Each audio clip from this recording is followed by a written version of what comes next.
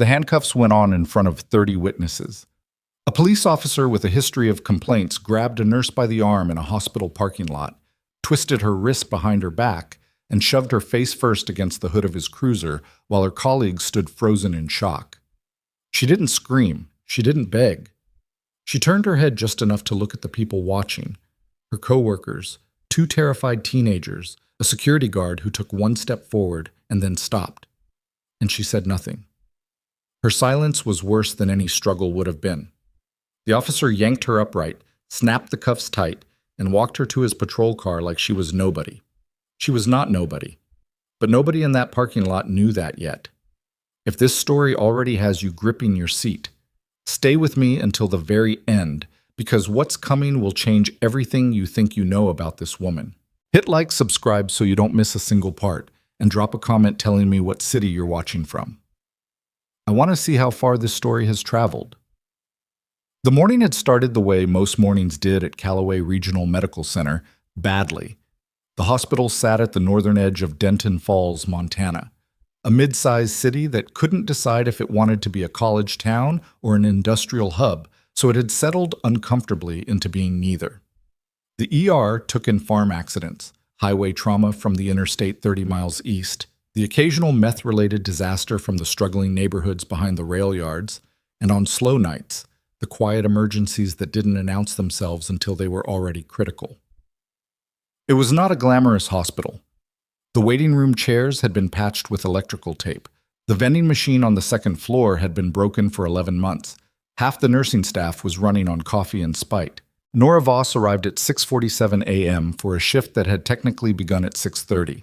She was 20 minutes late because her car had stalled twice on the road in from Millbrook, the small, unincorporated town where she rented a room in a house owned by an elderly woman who was mostly deaf and mildly suspicious of her. Nora was 31 years old and looked, on a good day, like someone who had been running for a long time and had recently stopped but hadn't caught her breath yet. Dark circles. Brown hair pulled back in a way that was functional rather than careful. A face that people described, when they described it at all, as serious. She signed in at the nursing station, clipped her badge to her scrub pocket, and checked the board.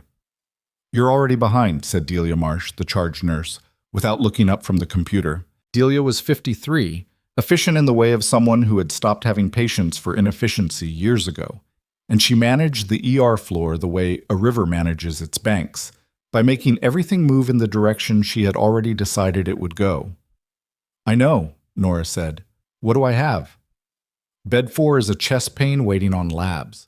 Bed 7 is a 68-year-old with a UTI that her son drove her 40 minutes to have treated because he doesn't trust the walk-in clinic and wants to speak to a real doctor every 15 minutes. Bed 9 is a lacerations case, drunk, argumentative, will probably need stitches and a lecture he won't remember. Delia handed her a tablet without ceremony. And the waiting room is already backed up because Harmon called out sick and we're running short. Great.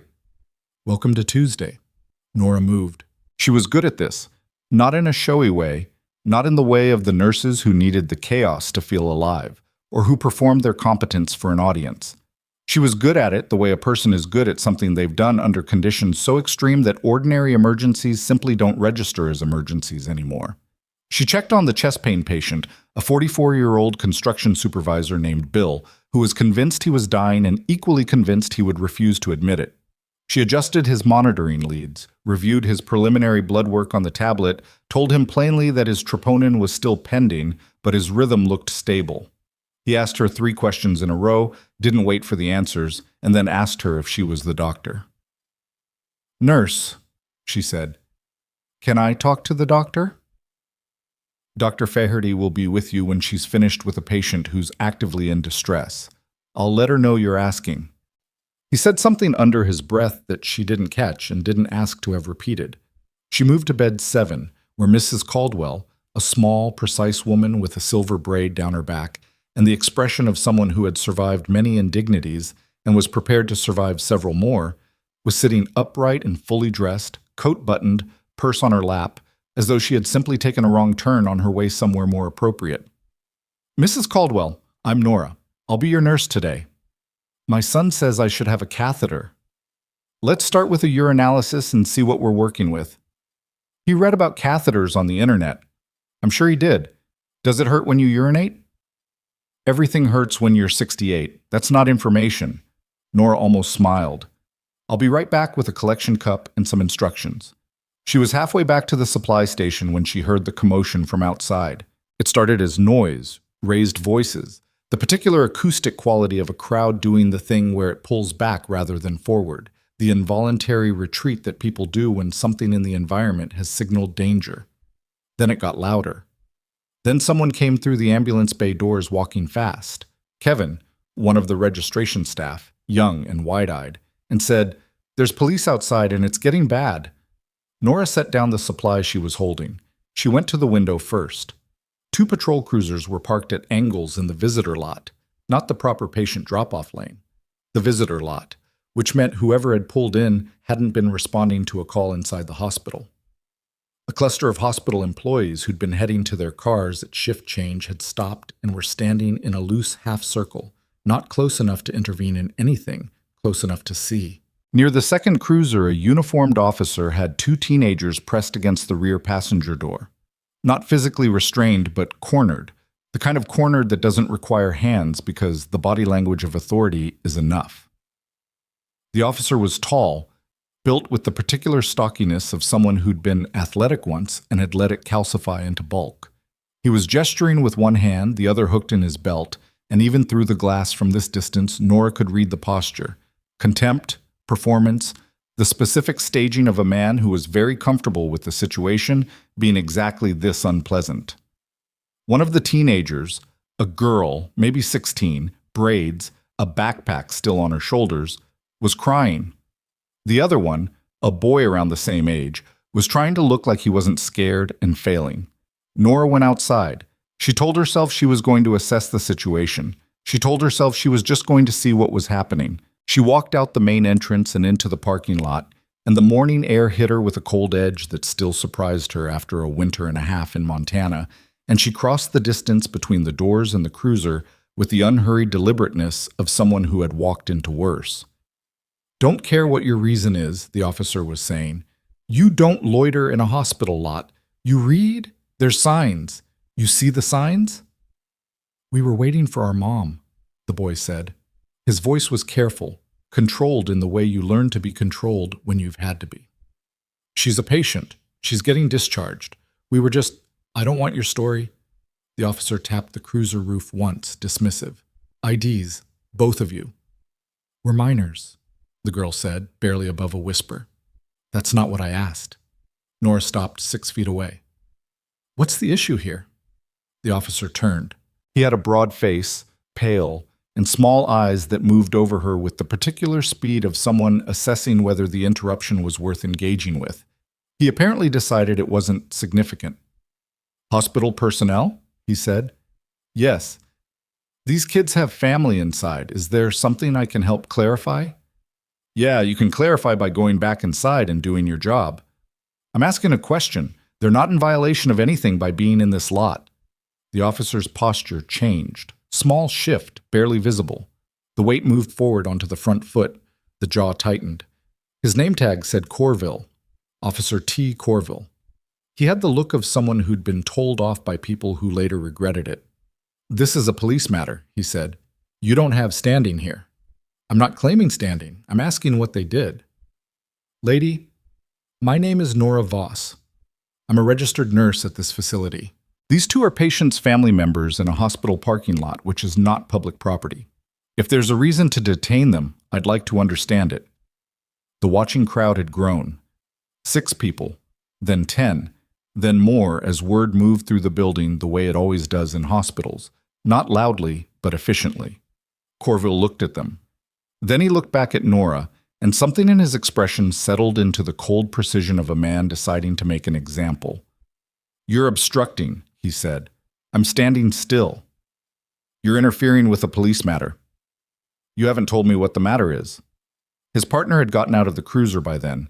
Younger officer, uncertain around the edges, the look of someone who was watching his senior colleague do something that he couldn't quite find a way to object to. Corville stepped toward Nora. She didn't step back. "Name again," he said. Nora Voss. He reached for her arm. She let him take it. Didn't pull away. Didn't escalate. She went very still in the practiced way of someone who has been trained to preserve information by not doing anything that obscures the record. Let the cameras see what was happening. Let the witnesses see who initiated contact. You're being detained, he said, for interfering with a law enforcement officer in the performance of his duties. I'd like to know the specific statute. He turned her arm, not violently but with authority, and walked her toward the second cruiser, and she went. She looked at the teenagers as she passed them. The girl had her hand over her mouth. The boy was rigid with helpless fury. You're going to be okay, Nora said to them. Call the patient advocate line. The number's on the board inside the main entrance. Stop talking, Corville said. She stopped talking. The cuffs were cold. They went on tighter than necessary. Not a mistake, a message. She sat in the back of the cruiser and through the window watched her colleagues standing in the parking lot, not quite knowing what to do. The teenagers still pressed against the other vehicle. Corville's partner writing something in a notebook with the slow deliberateness of a man generating documentation after the fact. Delia Marsh was standing at the entrance. Their eyes met through 2 panes of glass and 30 feet of cold Montana morning air, and Delia's expression was not shock. It was something older and more specific. The look of someone watching a machine do what it was built to do. The cruiser pulled out of the lot. Why? The processing at Denton Falls PD took 40 minutes. Nora sat in a chair at the intake desk while a board officer typed her information into a system and asked her 3 times to confirm her address and once whether she had any outstanding warrants. She had none. She was charged with obstruction, a misdemeanor, the officer explained, with the flat effect of someone reading from a label, and told she could post bail or wait for arraignment. She said she would wait and asked for a public defender. The officer gave her a look that might have been respect or might have been skepticism and showed her to a holding area. She sat on a concrete bench and thought about the things she always thought about when situations went sideways, what she had done, in sequence, what could be proven, what couldn't. She thought about the 2 teenagers in the parking lot and hoped the boy had the sense to go inside and use the patient advocate line like she'd told him. She thought about Mrs. Caldwell and her son and the catheter and wondered if Delia had found someone to cover. She did not think about what Officer Corville might find when he ran her name through the full federal database, because she had spent 3 years making sure that running her name through the full federal database would return a result that was technically accurate and practically useless. She'd been careful. She'd been extremely careful. She sat with her hands folded in her lap and waited. Back at Callaway Regional, the morning deteriorated at the tempo that understaffed ERs always deteriorate. Not in a single collapse, but in the accumulated weight of too many small failures arriving too close together. The chest pain patient turned out to have an elevated troponin that upgraded him from monitored concern to active cardiac event. Dr. Faherty ordered a cath lab consult, and the patient was moved before his family arrived. A 5-year-old came in through the ambulance bay with a fever of 104.8 and a rash that made 2 nurses go pale. An elderly man collapsed in the waiting room. Mrs. Caldwell's son arrived and escalated to wanting to speak to an administrator. Delia managed all of it with the methodical competence of someone who had learned that the worst days in emergency medicine were the days you got through by simply continuing to get through them. But Nora's absence sat in the staffing grid like a missing structural support. Noticeable not because it caused an immediate collapse, but because everything around it was working harder than it should have been. She's in holding? Said Dr. Renata Faherty, age 44, chief of emergency medicine.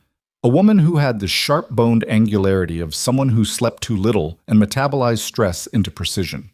She'd come to the nursing station between patients. As of an hour ago, Delia said. On what charge? Obstruction. Faherty's expression did something complicated. For asking a cop what he was doing? That's what 6 witnesses said.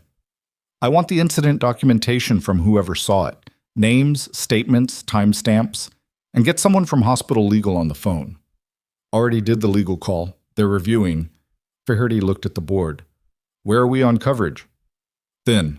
I pulled Jameson from his break and reassigned 2 of the prep nurses to floor support, but we're running about 30% under capacity for this patient volume.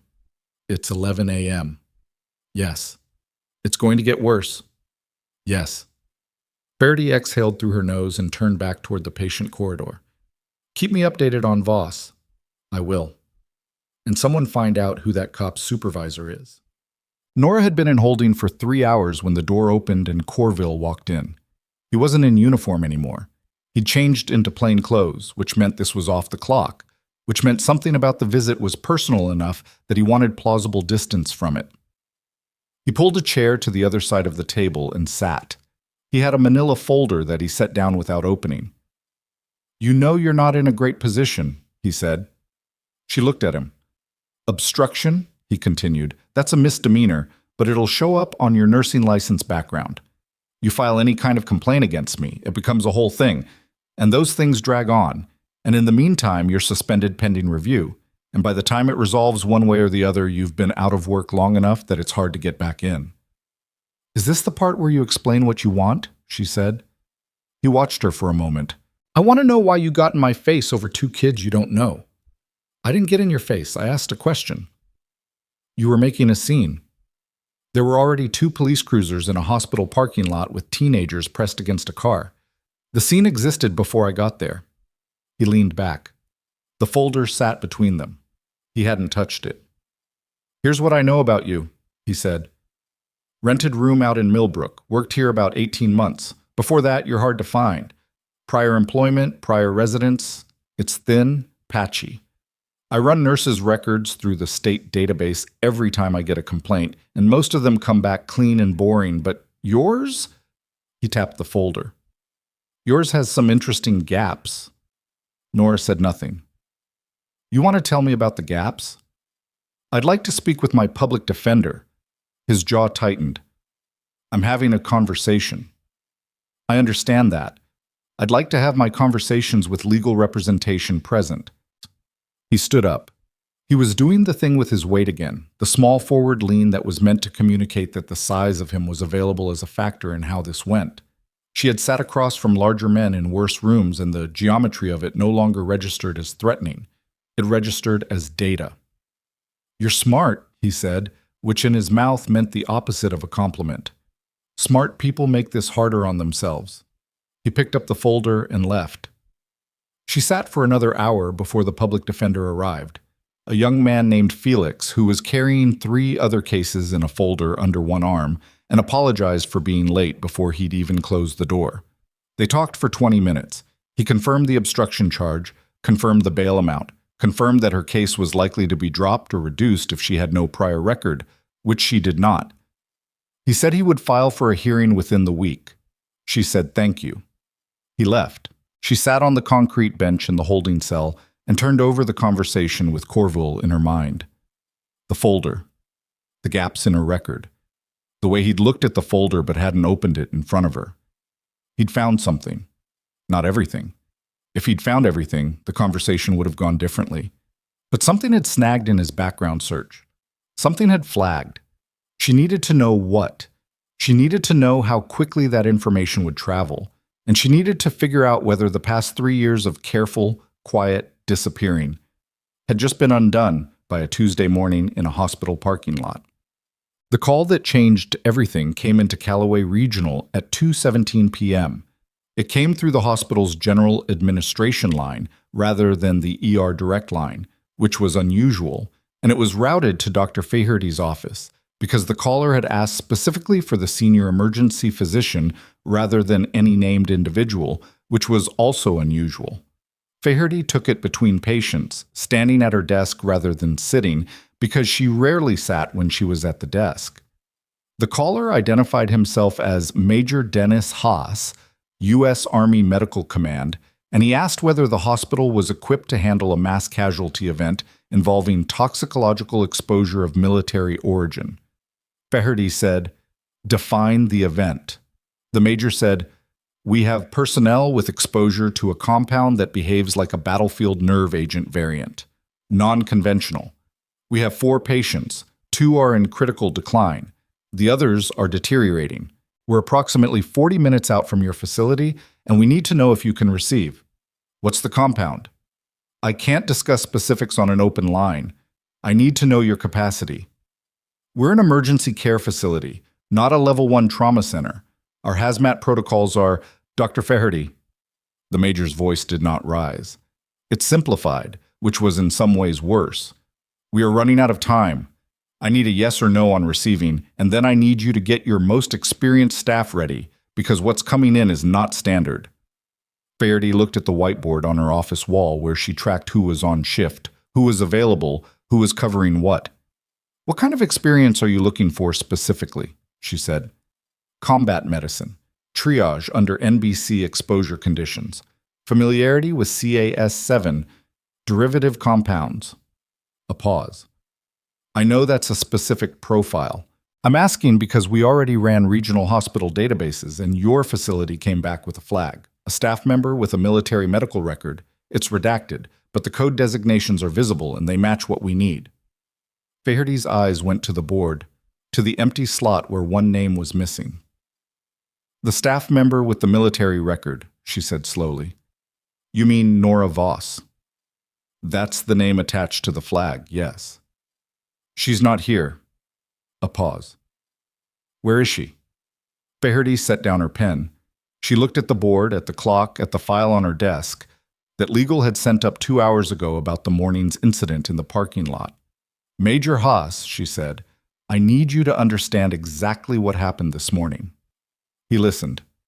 When she finished, the silence on the line lasted 4 full seconds, which is a long time when 4 people are dying 40 minutes outside of Denton Falls, Montana. She's in police custody, he said. As of 3 hours ago, yes. Another pause, and this one had a different quality. Not hesitation, but the brief computational quiet of someone reorganizing their priorities at speed. Get me the precinct address, he said. Right now. Oops. What happened at the Denton Falls Police Department at 2:49 p.m. was described later in 3 different official reports, all of which agreed on the basic sequence of events and disagreed sharply on the tone. 2 black SUVs pulled into the law enforcement parking area. 6 individuals in military-adjacent dress exited. The lead individual, a compact woman in her late 40s, with close-cropped gray hair and the posture of someone who had spent years in rooms where posture communicated rank, walked to the front desk and identified herself as Lieutenant Colonel Yvonne Straker, attached to Army Medical Command, and asked to speak with the officer in charge immediately. The desk officer said the chief was in a meeting. Straker said the meeting could end. The desk officer said he'd need to. Straker said she would wait 30 seconds before requesting federal jurisdiction transfer. The chief appeared in 90 seconds. Straker explained in the flat and specific language of someone who does not use explanatory language unless forced to, that a nurse named Nora Voss was currently being held in this facility on a misdemeanor obstruction charge, that this individual had a classified military medical background that was relevant to a time-sensitive medical emergency currently in transit, and that every minute of continued detention was a minute of potential casualties. The chief said, I can't just release. I'm not asking you to release her, Straker said. I'm asking you to explain the factual basis for the charge because I've read the incident report that was filed at 1:15 p.m., and what it describes is a nurse asking a question. The chief looked at the report. He looked at Straker.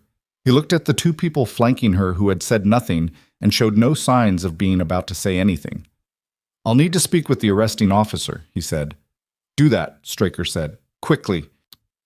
In the holding cell, Nora heard footsteps in the corridor that were different from the usual footsteps, more of them, moving with different purpose. She sat up straight on the bench.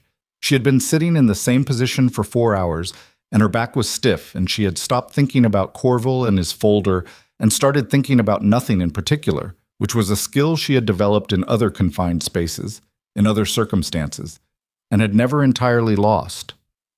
The door opened. It wasn't Felix, the public defender. It wasn't Corville. It was a woman in her late 40s with gray hair and the look of someone who had been in a hurry for a while and was managing it with discipline. Nora looked at her. The woman looked back. Voss, she said. Nora said nothing. We need you. For what? 4 soldiers, toxicological exposure. They're running out of time and you're the only person within range who's handled CAS7 in a live exposure environment. The room was very quiet for a moment. Nora stood up from the bench. Her joints protested mildly and she ignored them. How long until they arrive? 22 minutes. I need my badge and my scrubs returned. That's already being arranged. And I want the obstruction charge documentation. All of it. Every piece. The woman's expression shifted by a fraction. Not surprise, something more like recognition. I'll see to it. Not see to it, Nora said. Yes or no? A beat. Yes. Nora walked to the door. In the corridor, she passed two officers who were not looking at her, which meant they had been told not to look at her, which meant something significant had changed in the institutional atmosphere of this building in the last several minutes.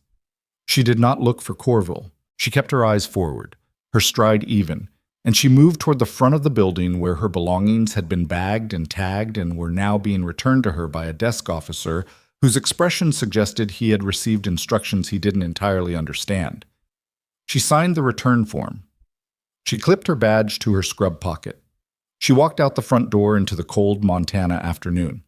Behind her, in an office she would not see, Officer T. Corville was in the middle of a conversation with his chief that had begun with the chief asking him to explain, in plain language, what the factual basis for the obstruction charge had been.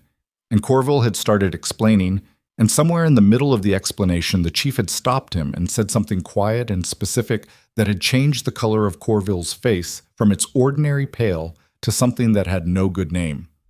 Outside, Nora got into the second black SUV. "Brief me," she said. Straker handed her a tablet. "Two are unconscious. One is seizing intermittently. One is stable, but declining." Nora looked at the images on the tablet.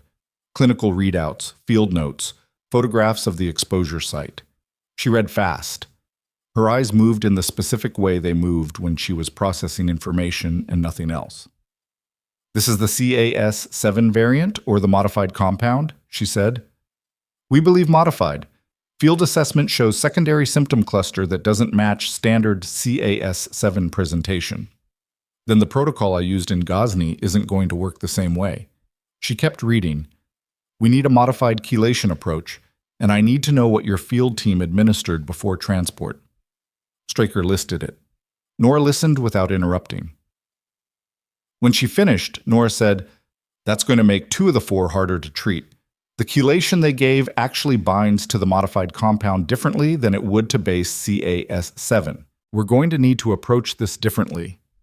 "That's why you're here." The SUV was moving. The city moved past the window.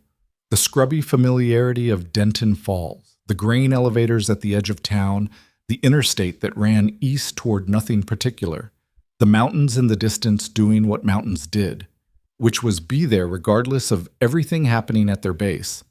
Nora looked at the tablet. She thought about the 4 soldiers in the transport vehicle ahead of them.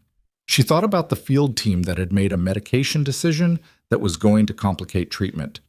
She thought about the specific, granular, terrible mechanics of a compound designed to do damage at the cellular level, and how much time they had before the damage became irreversible.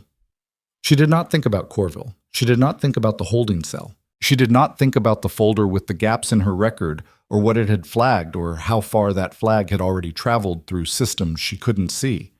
She would think about those things later. Right now, she had work to do. The SUV accelerated.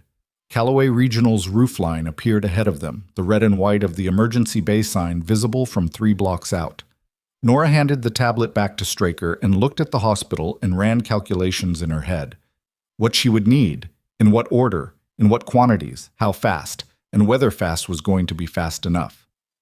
The vehicle pulled into the emergency bay. The doors opened, and somewhere in the back of Nora Voss's mind, in the quiet place where she kept the things she never talked about, a door that had been closed for 3 years opened exactly 1 inch. And somewhere in the back of Nora Voss's mind, in the quiet place where she kept the things she never talked about, a door that had been closed for 3 years opened exactly 1 inch. The emergency bay doors slid apart, and the cold hit her, and she was already moving. Straker was half a step behind her, speaking into a radio clipped to her collar, relaying arrival to whoever was on the other end with the clipped shorthand of military communication, where every word was load-bearing and none were decorative. The hospital's automatic entry sensors triggered the interior doors, and they opened into the smell of antiseptic and recycled air, and Nora walked through without breaking stride and immediately began taking inventory. The ER floor was wrong. Not chaotic. Chaotic she could work with. But wrong in the specific way of a space that had been partially prepared for something and hadn't been told exactly what it was preparing for. 2 nurses she recognized were moving equipment into Trauma Bay 1.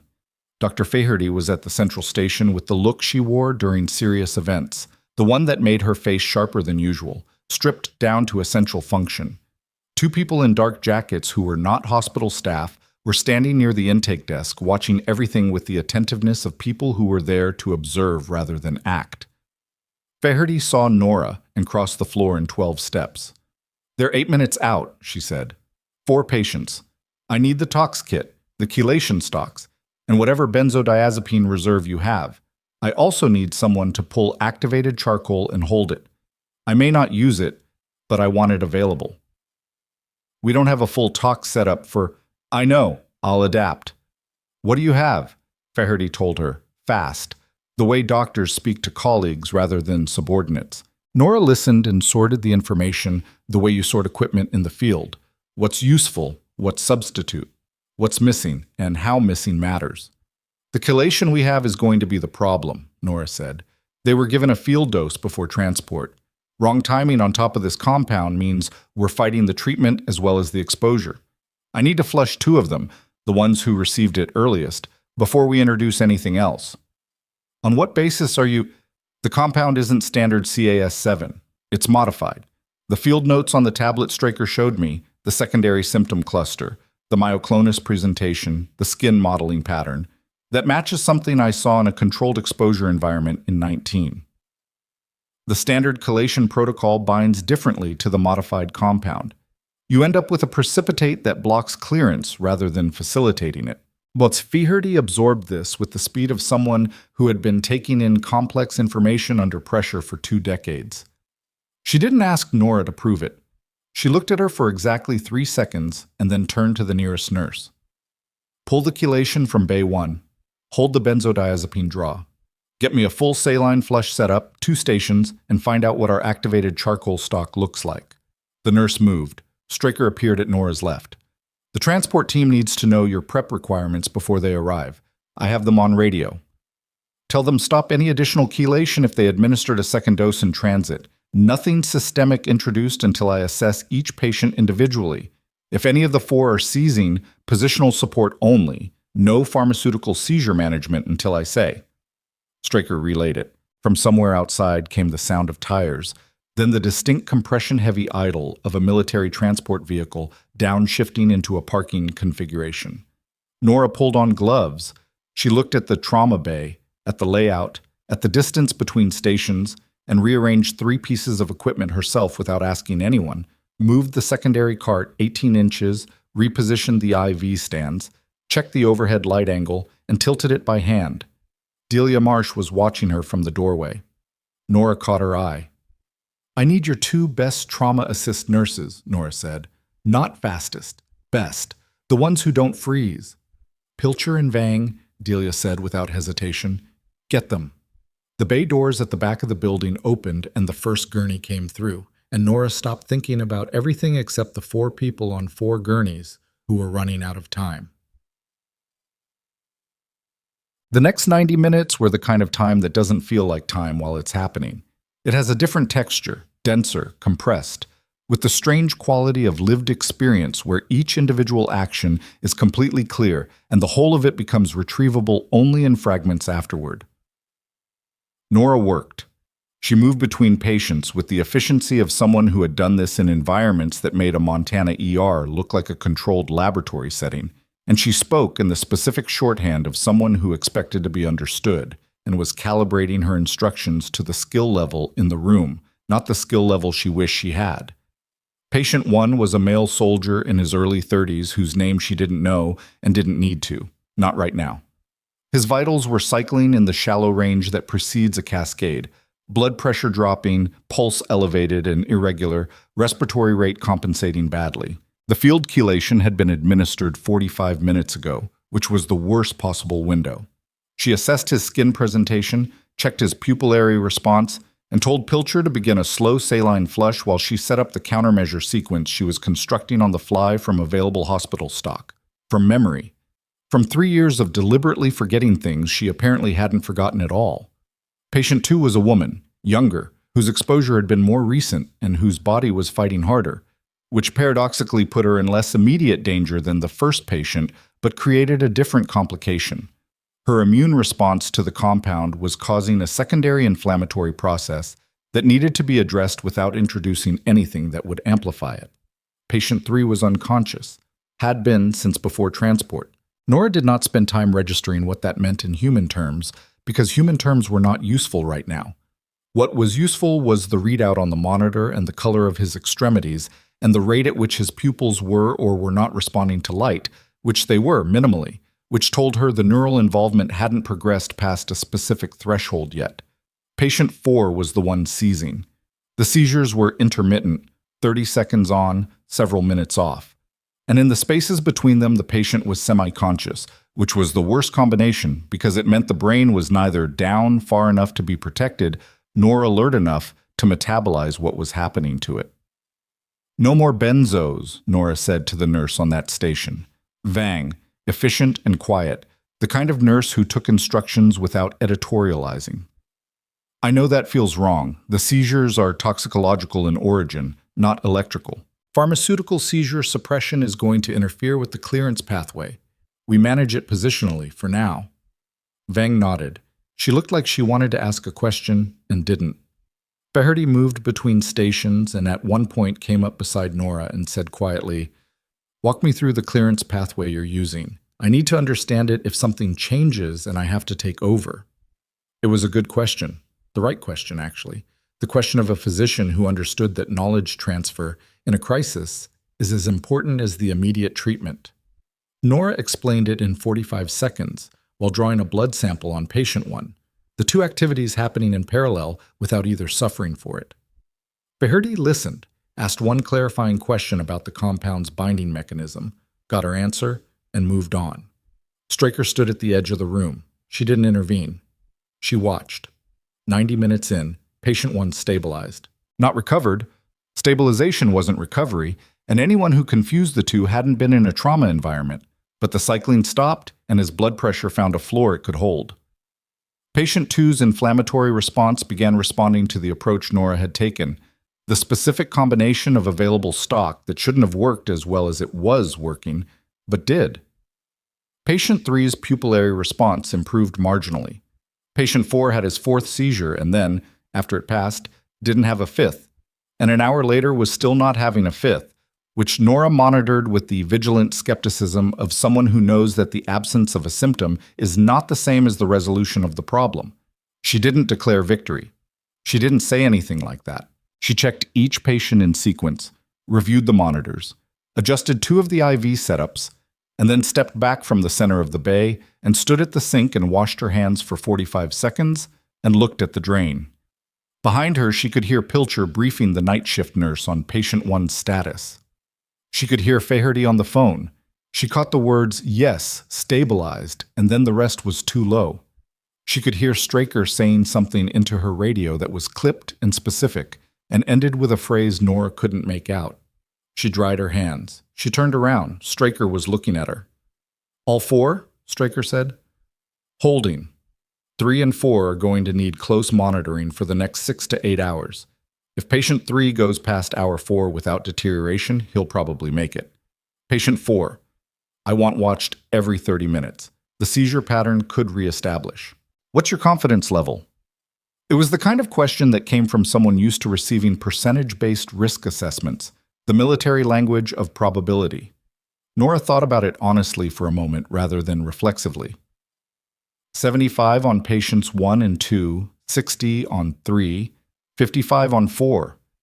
Those aren't good numbers. They're better than they were 90 minutes ago. Straker nodded. "That's fair." A silence fell between them that wasn't uncomfortable, but wasn't easy either. Straker looked at her in the way of someone who was assessing something beyond the immediate situation. "You've been off the record for 3 years, Straker said. It wasn't a question. "Yes." "That's going to be harder to maintain after today." "I know." There are people who've been looking. Nora looked at her. The room was busy behind them. Nurses moving, monitors beeping, the ambient noise of a functioning trauma bay. And in the middle of it, they were having a different kind of conversation entirely. Are you one of them? I was asked to locate you 2 years ago, Straker said. I reported that the search was inconclusive. The room did not go still. The room kept going, kept its noise and its motion, but something in the air between them shifted. Why? Because whoever was asking didn't have paperwork I recognized as legitimate, and people who want to find someone off the books for illegitimate reasons tend to frame the request in institutional language. Straker looked at the monitors. I shelved it. Nora absorbed this, but today the paperwork was different. Today, 4 soldiers are in this room, and that's a different set of priorities. Straker met her eyes. I need you to understand something. The search I shelved 2 years ago, it wasn't the only one. There are people looking for you who aren't going through me. I know, Nora said. Do you know how many?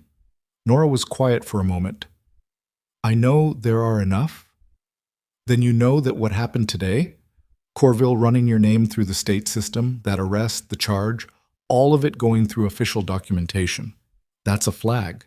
That exists in a record now, and records don't stay in one system. Nora looked at the trauma bay, at the 4 patients who were, for the moment, alive, at the wall beyond them and the dark parking lot beyond the wall. How long before someone with the wrong kind of access sees it? She said. That's the question. Straker's voice was neutral. I'd want to know the answer before I went to sleep tonight. Before Nora could respond, the door to the trauma bay opened and Officer Corville walked in. He wasn't in uniform. He wasn't in plain clothes either. He was in the specific, underdressed, adrenaline-forward look of someone who had left somewhere in a hurry without thinking about what he was wearing. He scanned the room and found Nora, and his expression had an unreadable quality. Not anger exactly, not the confrontational posturing from the parking lot. Something else. Something that looked, uncomfortably, like calculation. 2 of the people in dark jackets who'd been standing at intake stepped forward. Corville stopped. I need to speak with Voss, he said. This is a restricted medical area, one of the jackets said. I'm the arresting officer on an active... The charge was reviewed and suspended pending investigation 40 minutes ago. You've been notified. Corville's jaw tightened. His eyes stayed on Nora. She looked back at him steadily. She was still wearing gloves. She hadn't taken them off. You want to tell me, he said, talking past the jacket, what you actually are? A nurse, she said. That's not... It's a sufficient answer to what you asked. He looked at the trauma bay, at Straker, at the dark jackets. The architecture of the room was communicating something to him that he was in the process of understanding and not liking. There's a federal flag on your record, he said. His voice had dropped. I saw it before they shut down my access. It wasn't a normal flag. It was the kind of thing you see on Officer Corville. One of the jackets stepped fully between them. You need to leave this area. Corville looked at the jacket. He looked at Nora one more time. Something in his expression was changing. The calculation was giving way to something that looked improbably like apprehension. Like he'd just understood that the ground he was standing on was made of entirely different material than he'd thought it was when he'd walked out to the parking lot this morning and decided to detain a nurse who asked him a question. He turned and walked out. The door swung closed behind him. Straker said quietly beside her, He accessed your federal file. I heard. Which means he knows enough to be dangerous, or to be used. Nora pulled off her gloves. She turned them inside out the way you do when you want to contain whatever's on the outside. And she dropped them in the waste receptacle. And she looked at the door Corville had walked out of. And she thought about the folder he'd had in the interrogation room. And she thought about the way he'd said interesting gaps. And she thought about Straker saying people who aren't going through me. And she thought about 3 years of being no one, and how quickly no one could become someone when the wrong system caught a flag. I need to make a call, she said. To who? She almost answered. She stopped herself, which was its own kind of answer, and Straker's expression showed that she understood this. Nora walked toward the locker room to retrieve her phone, and she was halfway there when her own name was spoken behind her. Not by Straker, not by anyone she recognized. In a tone that stopped her mid-step. She turned. One of the dark-jacketed individuals was holding a phone. He was looking at the screen, not at her, and his face had done something that faces do when information arrives faster than the ability to absorb it. He looked up. "There's been a development," he said. "You need to hear this."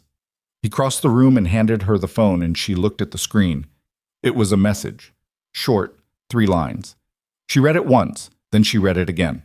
The trauma bay was still running behind her, monitors and voices and the machinery of 4 people being kept alive. And the hospital floor beyond the door was still doing what hospital floors do. And somewhere in the building, Officer Corville was walking out, or was talking to someone, or was doing something she couldn't see. And none of that was what she was thinking about. She was thinking about the 3 lines on the screen. She was thinking about the name at the bottom of the message. A name she hadn't seen written anywhere in 3 years. A name that should not have known she was here. The name at the bottom of the message was Garrett Lund. Nora had not spoken that name aloud in 3 years, had not written it, had not typed it into any search field or spoken it in any conversation, or allowed herself to think it with any regularity, the way you avoid pressing a bruise, not because you've forgotten it's there, but because you know exactly what pressing it does. Garrett Lund was dead. She had attended nothing resembling a funeral. She had read nothing resembling an obituary.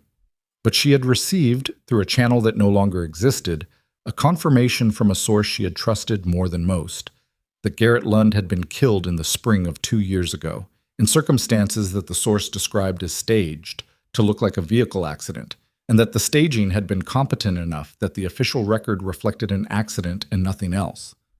She read the 3 lines again. "You surfaced. They know. The package needs to move before midnight, or it doesn't matter anymore." She handed the phone back. The man in the dark jacket was watching her with the careful attention of someone who understood that the information he'd just conveyed was load-bearing and wasn't sure how the structure above it was going to respond. "Where did this come from?" she said. "Encrypted relay. Bounced through 4 nodes. Our technical team flagged it 40 minutes ago when it came into the monitored channel attached to your federal file. They've been monitoring that channel. Since the arrest triggered the flag, yes. So whoever sent this knew that monitoring would be active, knew you'd see it." The man's expression shifted slightly. He hadn't thought about it from that angle yet. Nora turned to Straker. "Garrett Lund was listed as deceased in my debrief materials from the investigation, the one I was pulled from." "I know the name," Straker said. Her voice was careful. "Then you know what he documented before he died, or before someone decided he had." "I know what the official record says." "The official record is wrong about several things." Nora looked at the phone, at the man still holding it. "Can you trace the relay?" "Our team is working it. 2 of the 4 nodes have been identified. The originating node is in Montana." Montana. She let that sit for exactly 1 second. "Someone is here," she said. "That's 1 reading," Straker said. "What's another reading?" Straker didn't answer, which was itself an answer. The trauma bay was still running. Patient 4's monitor emitted a brief alarm and then settled. A blip, a reading that had spiked and corrected. Not a crisis, but the kind of noise that yanked attention regardless. Nora looked toward it reflexively, and Pilcher was already adjusting, already responding, and Nora turned back because there was nothing for her to add to that station, right now that wasn't already being handled. "I need a secure line," she said. "Not your channel. Something they haven't already mapped." Straker reached into her jacket and produced a phone that was not a standard issue device. Matte black, no visible branding, the specific anonymity of hardware that has been deliberately stripped of identifying characteristics. 30-second encryption cycle. Whoever you're calling needs to pick up fast. They will. She took the phone. She walked to the far end of the corridor, past the supply closet, past the door to the stairwell, to the place where the hallway turned and offered the closest approximation to a private space that a busy hospital offered at 6:30 in the evening. She dialed a number she had not dialed in 3 years, a number she had memorized the way you memorize things you might need in an emergency, by repetition, by deliberate practice, by testing it against the threat of forgetting until the forgetting became impossible. It rang twice. "I saw the monitor," said a voice. Male, 60-ish, with the specific flatness of someone who communicated in information rather than greeting. "I wasn't sure you'd call." Are you alive? She said. Obviously. The confirmation I received said, the confirmation was deliberate. I generated it. A pause, 3 seconds. I needed them to stop looking for me. Same reason you stopped being yourself. She absorbed this. The message on the monitored channel. I needed you to know the timeline. I couldn't reach you directly without going through a channel they'd see. So I went through a channel they'd see and made it say what I needed you to know. They're already tracing the relay. Let them trace it. The originating node is a library terminal in Havre. I was there this morning. I'm not there now. Havre, 200 miles northeast. He'd driven down to Montana and back, or hadn't gone back, or had never intended to. She ran the geography in her head. Where are you? Close enough. What's your extraction situation? I'm in military company. A pause. Straker? She said nothing, which he interpreted correctly. She's clean, he said. I verified her 2 years ago when she shelved the search order. She's not connected to them. How do you know about the search order? Because I've been watching the system that generates those orders for 2 years, Nora. That's what I do now. That's all I do. His voice had something in it that wasn't self-pity. It was more like the weariness of a man who had chosen a specific kind of work and was clear-eyed about what it had cost him. The package. You still have it? Yes. All of it? All of it. Because they think you destroyed it, or they thought that until Corville ran your name this morning. She went still. How did they get from a traffic stop obstruction charge to... Because the person who told Corville to run your full federal file wasn't Corville's idea. Corville's a bully with a grudge and no particular agenda. Someone told him that a more comprehensive search would find something worth finding. Someone who had your description and general region and needed a pretext. The hallway was quiet. From around the corner, she could hear the ambient noise of the ER floor, voices, movement, the hospital doing what hospitals do, and the distance between that noise and where she was standing felt suddenly very thin. Who told him? She said. That's what I've been working on.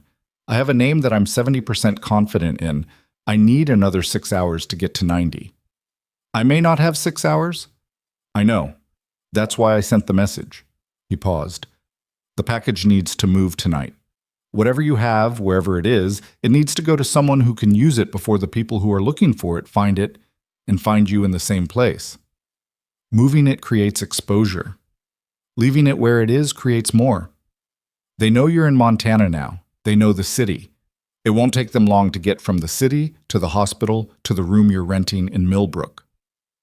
Her room in Millbrook. She thought about the elderly woman who was mostly deaf, about the thin walls, about the floorboard near the window that creaked when you stepped on it wrong. I'll call you in 4 hours, she said. I'll be here. She ended the call and stood in the hallway for exactly 10 seconds doing nothing, which was the closest she was going to get to a moment of stillness for the foreseeable future. Then she walked back around the corner toward the trauma bay. Straker listened to a compressed version of the conversation, not everything, but the load-bearing parts, without interrupting and without changing expression in any way that was readable. This was either a trained response or a natural one, and Nora couldn't tell which, and it didn't matter much because the effect was the same. The package, Straker said when Nora finished. Define that for me. Documentation, financial records, communication logs, operational records, and a set of witness statements taken under conditions that made formal documentation impossible at the time. All of it relates to a military supply chain corruption scheme that was active during my last deployment. Some of it relates to what happened to the people who tried to report it through official channels.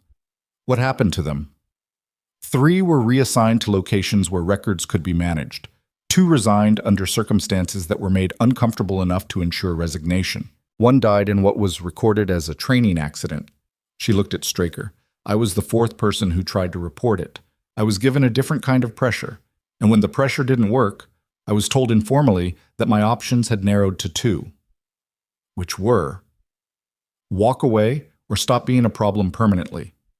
Nora said it without emphasis, as a statement of fact, which was how she had learned to carry it, not as something that still frightened her, but as a datum that informed decisions.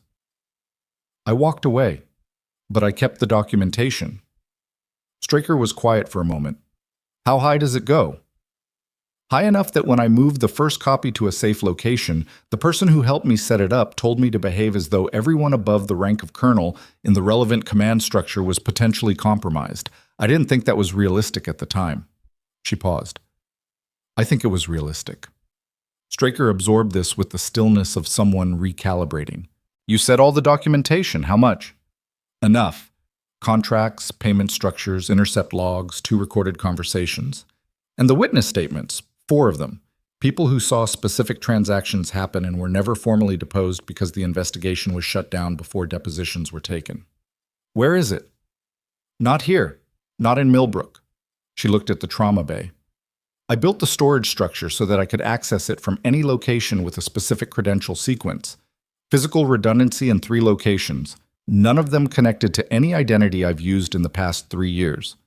Straker nodded slowly. You built a dead man's system. Something like it. And the message tonight is telling you the system needs to go active before someone neutralizes the access points. Or neutralizes me, Nora said, which accomplishes the same thing.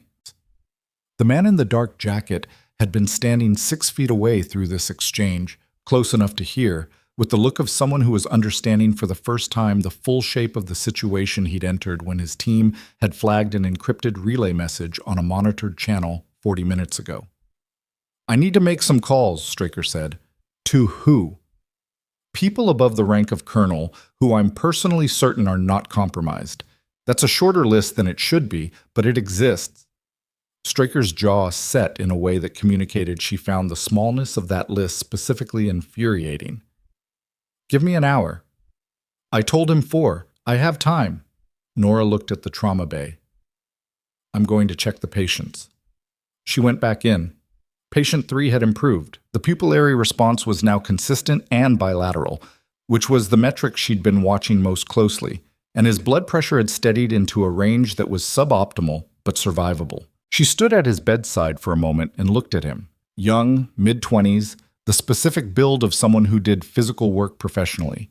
And she thought about the compound in his system and what it had been designed to do and who had designed it and why any of that was relevant to a supply chain corruption scheme that had started with stolen inventory and ended, as these things tended to, with people dying to protect the secret of the theft. Patient 4 had not seized again. She checked his chart, reviewed the last 2 hours of monitoring data, and adjusted one of his drip rates by a small margin.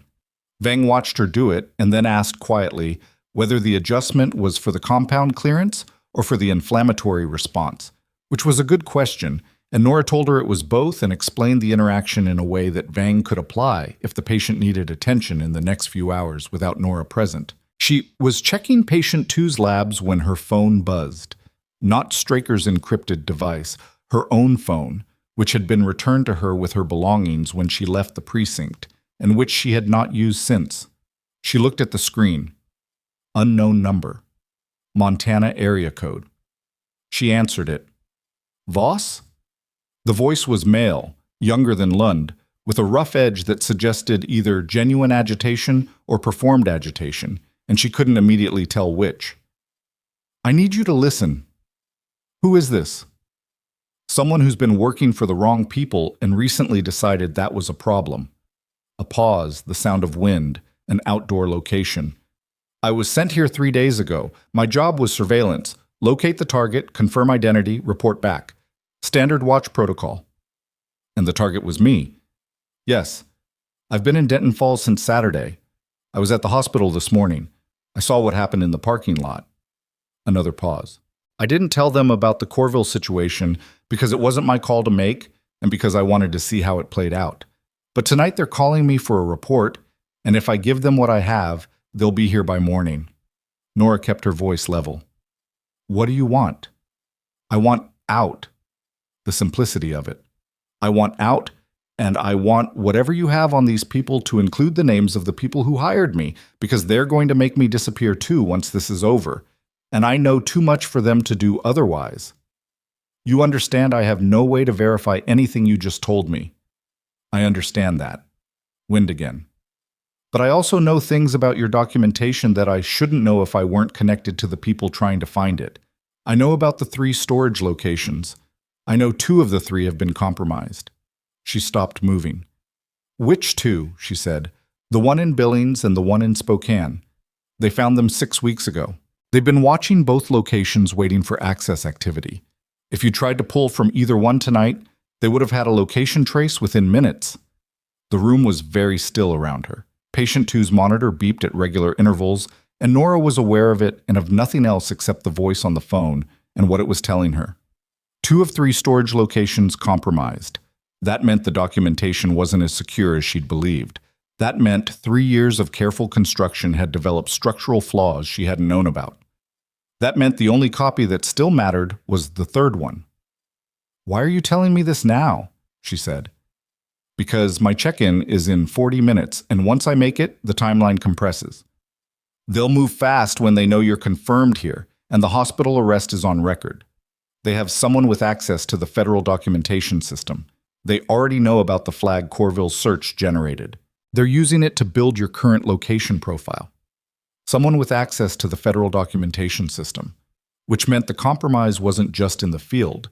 It was embedded in the infrastructure she'd assumed was at least partially insulated. "I need a name," she said. "The person with federal access. I'll give you everything I have, but not on the phone." "Where?" He gave her a location. A gas station 2 miles from the hospital, eastern side, the one with the broken canopy light on the left pump island. 30 minutes. She ended the call. She stood in the trauma bay with her phone in her hand and worked through the probability matrix as quickly and honestly as she could.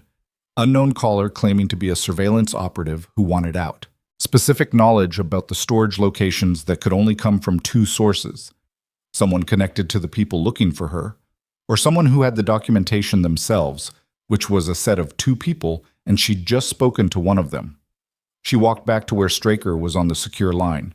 She waited for Straker to finish.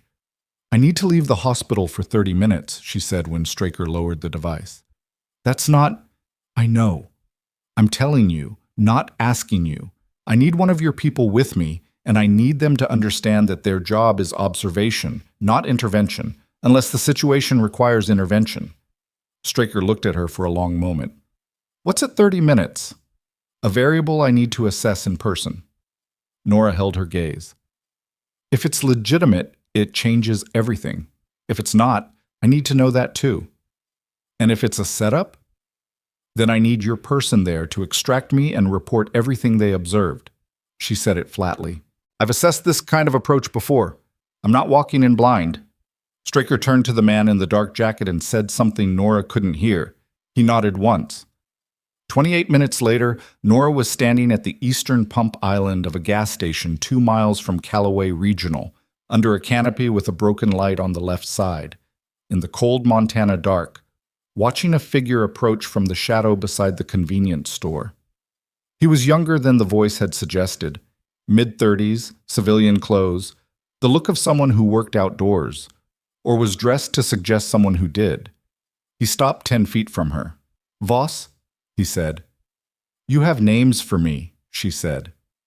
"I have names, but first I need you to see something." He reached into his jacket, and she felt the man from Straker's team shift in the shadows of the pump island behind her, and she held up 2 fingers behind her hip, the signal for hold, and the shift stilled. He produced a phone. On the screen was a photograph. She looked at it. It was a photograph of a document. Official letterhead. Not military, not law enforcement, but a government office she recognized because she had seen that letterhead before, in the original documentation, in the files she had compiled before she'd walked away. The document was an order. It was dated 4 days ago. And at the bottom, above the official seal, was a signature she had seen on 2 other documents in her collection. A signature she knew.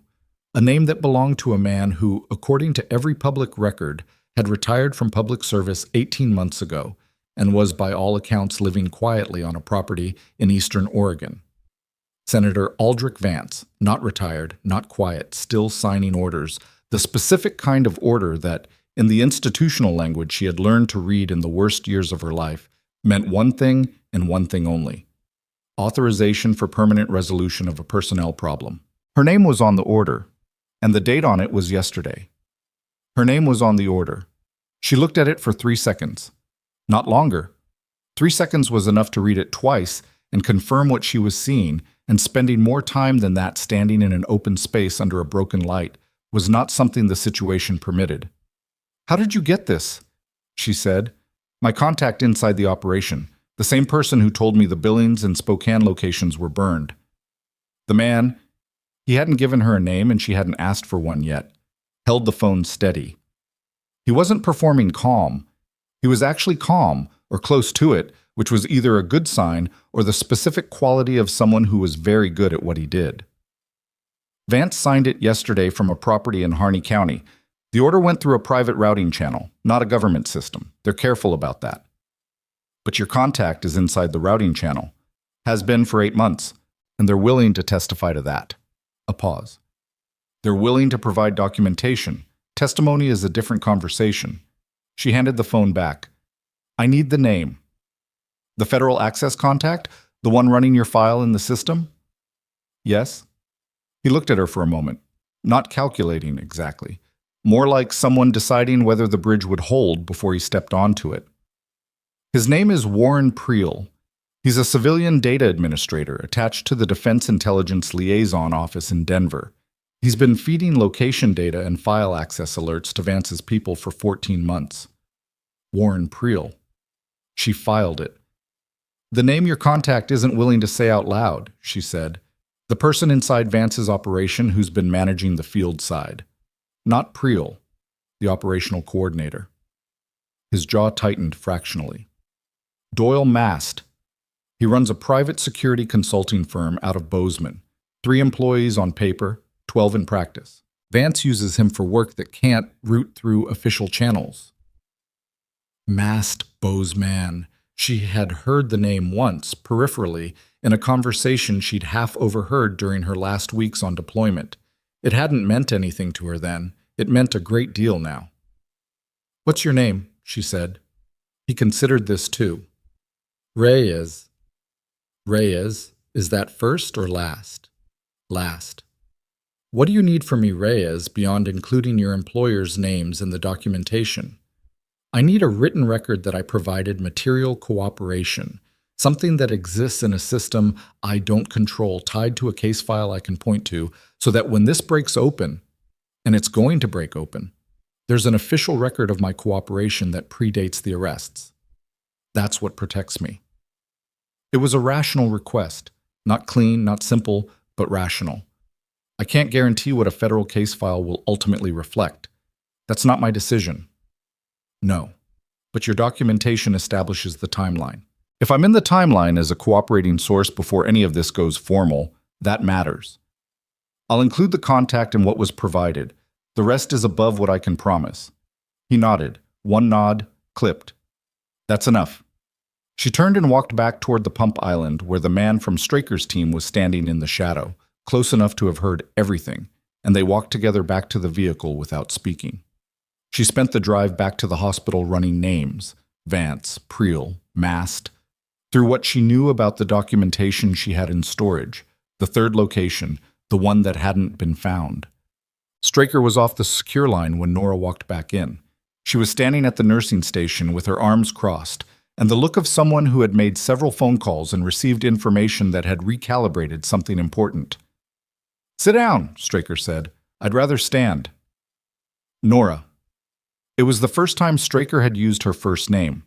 The effect of it was small but specific. A shift in register, a signal that what was coming was a different kind of conversation than the ones they'd been having. "Sit down." She sat.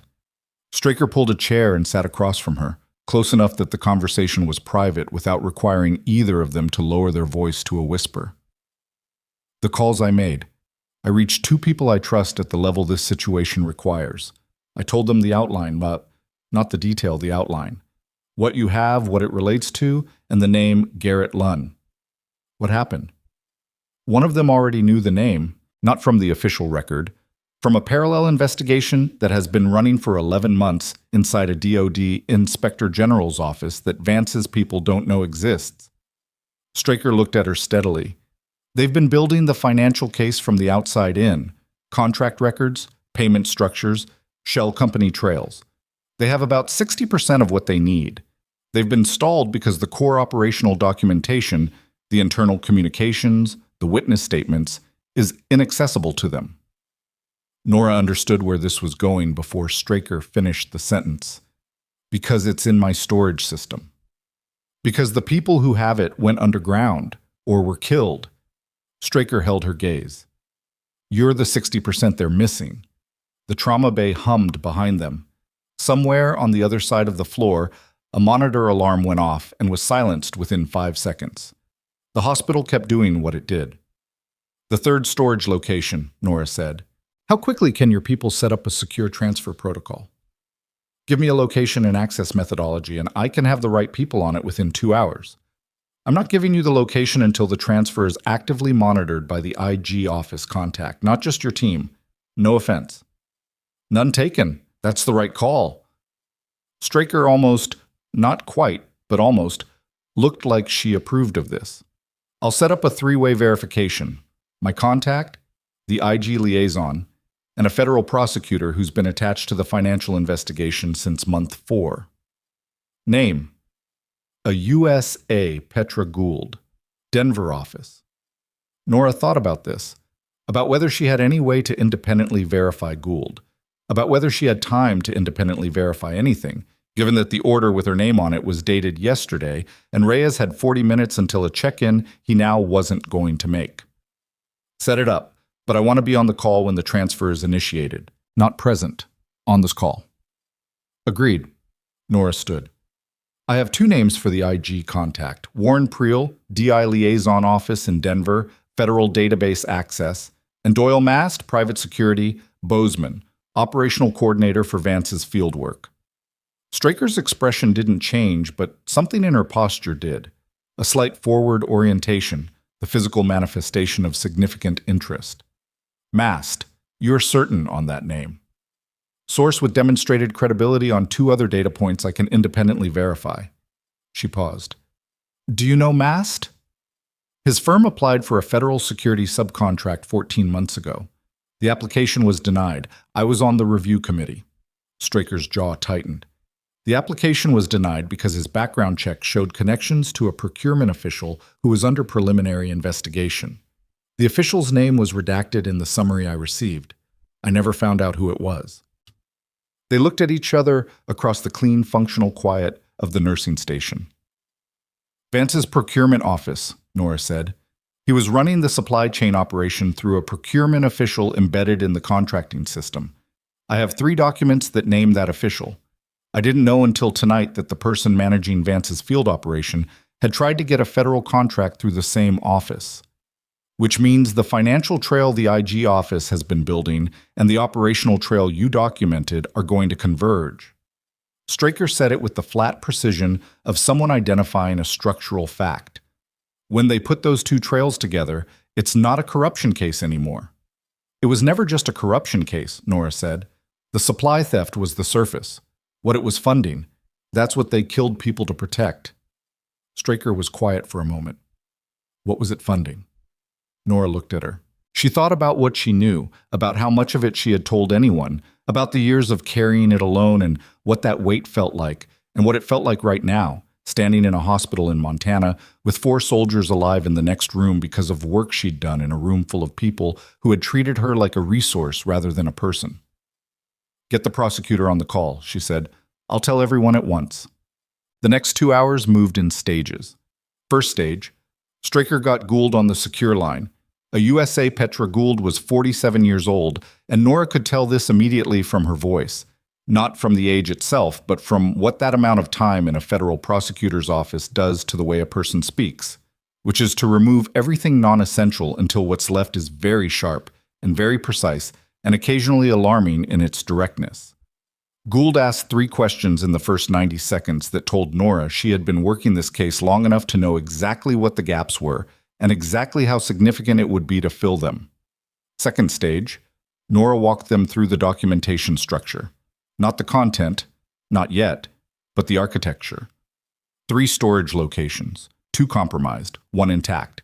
Encrypted layers, access credentials, backup verification sequences. The kind of system you build when you're alone and you're scared, and you're smart enough to know that scared people build weak systems if they don't force themselves to build strong ones. And she had forced herself. Gould said, "You built this yourself?" With some technical assistance from someone who is now officially deceased and actually very much alive in a location I'm not going to specify. A brief pause. Lund. He's been monitoring the IG investigation from the outside. He's been... Another pause, this one longer. Lund has been watching us work? He told me tonight that you have 60%. He's been tracking the financial trail from a different angle. Some of what he has will fill gaps in what you have. The sound of someone processing a significant recalibration. How do I reach him? Through me. After the transfer is complete and the documentation is in your hands. Third stage, the transfer.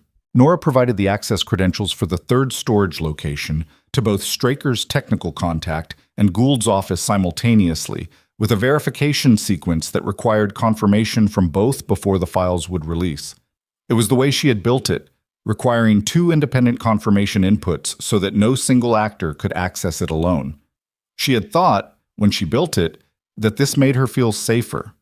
Right now it felt like the single best decision she had made in the past 3 years. The transfer took 18 minutes, 47 files, 212 pages of documentation, 6 audio files, and 4 video recordings. Gould's technical team confirmed receipt. Straker's contact confirmed integrity. Nora stood in the corridor with Straker's encrypted phone against her ear and listened to the sound of everything she had been carrying for 3 years arriving somewhere it could actually be used. She didn't feel relief. She had expected to feel something like relief, and what she felt instead was the particular exhaustion that comes after sustained tension releases. Not better, just different. The weight was the same weight in a different configuration. The video recordings, Gould said. Her voice had changed. Not softer. More still, the way a person goes still when they're holding something significant. The second one. Yes, Nora said. This is Vance. In a procurement office meeting in Kabul, the date is on the file metadata. The people with him are identified in the witness statement attached to that file. A long pause. He's authorizing the diversion explicitly, on camera. He didn't know the camera was there, she paused. He knew he was talking in a room with a woman he considered furniture. He didn't think she was recording him. Another pause, this one with a different texture. You recorded it yourself. I was the woman he considered furniture. The call went quiet for long enough that Nora checked the signal. Still connected. Gould was simply processing the sentence she'd just heard, which was reasonable because the sentence contained several things that warranted processing. Nora, Gould said, I need you to understand. This recording, combined with the financial documentation we have from the IG investigation, this is not a case anymore. This is a conviction. I know, Nora said. That's why I kept it. The fourth stage, which nobody planned, began at 11:47 p.m. when Officer Corville walked back into Callaway Regional for the second time that day. He was alone this time. No partner, no pretense of official purpose. He came through the main entrance rather than the emergency bay, which suggested he'd thought about being seen and decided he didn't care enough to be strategic about it. He found the nursing station and asked for Nora Voss. Delia Marsh looked at him. Visiting hours are over. I'm not visiting. I need to speak with... She's not available for conversations with members of the public. I'm a police officer. The suspension notification was forwarded to this facility at 10 p.m. Delia had the expression of someone who was going to enjoy this in a specific, controlled way and was going to show none of the enjoyment. Pending review, per the chief's office. Do you need me to locate the documentation? Corville's jaw worked. He looked past Delia at the corridor beyond the station. She needs to know something. It's important. You can submit a written request through... Someone is coming for her. His voice dropped. Not for intimacy, but for the specific lowering that happens when a person says a sentence they hadn't planned to say, and the decision to say it is still in motion. Tonight. Not police. Private. They came to the precinct this afternoon asking about her processing records, her photo, The charge documentation. I told them I couldn't release it." He stopped. "They showed me something I didn't like and left." Delia looked at him for a moment. Then she picked up the internal phone and said 2 words and waited. Nora came out of the trauma bay corridor 90 seconds later. She looked at Corville. He looked like a man who had spent the last several hours understanding something about the situation he was in that he hadn't understood when he started it, and the understanding had not been comfortable. "Who came to the precinct?" she said. 2 men. One did the talking, said he was with a federal contractor, showed credentials I couldn't immediately verify. He wanted your processing photo and the full arrest documentation." "What did you tell them?" "That I needed to verify the credentials before releasing anything. They said they'd be back." He paused. "The credential they showed. I looked it up after they left. The contractor it listed doesn't exist. The registration number on the ID is from a canceled series." "So they're not federal?" "They're not anything I can find." His voice had the quality of a man who was used to being the one who made situations difficult for other people and had just discovered what it felt like from the other side. "I suspended my access to your federal file after they left because whatever's in there, whoever they are, I don't want to be the reason they find you." She looked at him for a long time, not warmly. She was not going to give him warmth, and he wasn't asking for it. But she looked at him with the specificity of someone taking an accurate measurement. "How long ago did they leave the precinct?" she said. "Hour and a half." She turned without another word and walked back down the corridor. She found Straker in the trauma bay reviewing patient 3's overnight monitoring notes with the calm of someone who was capable of monitoring 2 separate high-stakes situations simultaneously. "We have a timeline problem," Nora said. She told her. Straker listened and then immediately got on the radio and spoke in the short, compressed language of someone issuing instructions that were going to generate rapid motion. Within 4 minutes, 2 additional people Nora hadn't seen before appeared in the ER. A man and a woman, both with the specific quality of people who were very good at standing in rooms without being noticed until they needed to be. They moved to positions near both exits. Straker said, "The transfer is complete. Gould's office has everything. Whatever happens in this building tonight, the documentation is out of your hands and in the right ones." "That's the thing they don't know yet," Nora said. "Right. Which means when they come here tonight, they're coming to do something that's already pointless. They just don't know it. That makes them more dangerous, not less." "I know." She looked at the trauma bay, at patient 3, whose color was better, at patient 4, who had made it through 4 hours without seizing again. "How long until Gould can move on Priel?" "She's filing for the warrant now. Emergency federal warrant. Her estimate was 2 hours for judicial sign-off." "And masked?" "Simultaneous with Priel. She wants them both before either can make contact with Vance." "Vance is going to know something went wrong when Reyes doesn't check in." "Reyes didn't check in at his scheduled time." Straker glanced at her watch. "That was 40 minutes ago. Vance's people have already registered the miss." Nora worked through the sequence. Reyes misses check-in. Vance's operation registers an anomaly. They send the 2 men who went to the precinct, or others, to the hospital because the precinct already confirmed she was here earlier. They arrive to either acquire or remove the target. Except the target no longer has the documentation is in federal hands, and 2 people with very specific skill sets are standing near the exits. "There's one thing I haven't told you," Nora said. Straker waited. "The second video file. Gould mentioned it on the call. She understands what it is. But she doesn't know yet what Vance was discussing in that meeting beyond the supply diversion. There's a second layer to that conversation." Nora paused. "The supply diversion was funding a program that isn't in any official record. Not military, not civilian, not contractor. Off-book entirely. What was being purchased through the diverted supplies was going to a storage facility that Vance controlled through 3 shell entities. Controlled for what purpose? At the time I recorded that conversation, I understood about 60% of what he was discussing. I've had 3 years to research the remaining 40. She looked at Straker. The supplies weren't just stolen. They were being used to stock a private operational capability that Vance has been building for a decade. Medical supplies, communications equipment, specific grade tactical materials. The kind of inventory you build when you're preparing for a situation where official resources won't be available." Straker's expression had gone very still. "Define that situation." He was explicit about it in the conversation, not on the first video, boss, on the fourth audio file. 23 minutes of a meeting that happened 2 days after the one I recorded on camera. I wasn't in the room for that one. The recording came from someone who was and who didn't survive long enough to formally report it. Nora. Straker's voice was controlled in the way that voices get when the person using them is managing a significant internal response. What was the situation he was preparing for? A period of institutional disruption in which official government response capabilities would be diminished or redirected. He called it a window. He said, and I can quote this because I have listened to that audio file more times than I can count. He said, "The window doesn't need to be long. It needs to be managed. And the people who manage it need resources that aren't in anyone's inventory." The trauma bay was very quiet. He wasn't building a corruption scheme, Straker said slowly. He was building infrastructure. The corruption was the funding mechanism.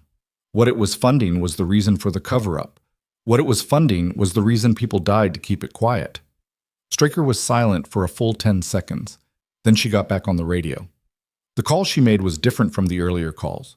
Shorter, more specific, with a code designation at the beginning that Nora didn't recognize and that caused the ambient noise on the other end of the line to change in a way that suggested rooms being entered and people being pulled from other tasks. When Straker lowered the radio, her face had the particular quality of someone who has moved from one category of situation into a significantly larger one. "Gould needs to know about the fourth audio file specifically," Straker said. "I'll call her. And the IG contact, tonight, not tomorrow." "I know." Nora took the encrypted phone and walked back to the corridor. She dialed Gould's number. The prosecutor picked up on the first ring, which meant she hadn't gone anywhere and hadn't planned to. "The fourth audio file," Nora said. "Have your team pull it before anything else." "We're working through the files sequentially." "Stop. Pull the fourth audio file. 23 minutes. Listen to the first 8 minutes and call me back." A pause. "How long have you had this?" 3 years. Another pause, this one with the quality of someone adjusting their understanding of the weight of what was in their system. "I'll call you in 10 minutes. Nora lowered the phone and stood in the corridor and looked at the wall and thought about Denton Falls, about the room she rented in Millbrook, about the elderly woman who was mostly deaf and had never asked her a single question about where she'd come from or what she'd done or why she'd ended up in a rented room in a town at the edge of nowhere. She thought about Tuesday morning and the hospital parking lot and 2 teenagers pressed against a cruiser and the specific, stupid, ordinary chain of events that had ended with her sitting in a holding cell while 4 soldiers were dying 40 minutes away. She thought about how close it had all come to ending differently. Her phone buzzed. Not the encrypted device, her own phone. She looked at the screen. Unknown number, different area code this time, not Montana. She answered. "Ms. Voss?" The voice was older, measured.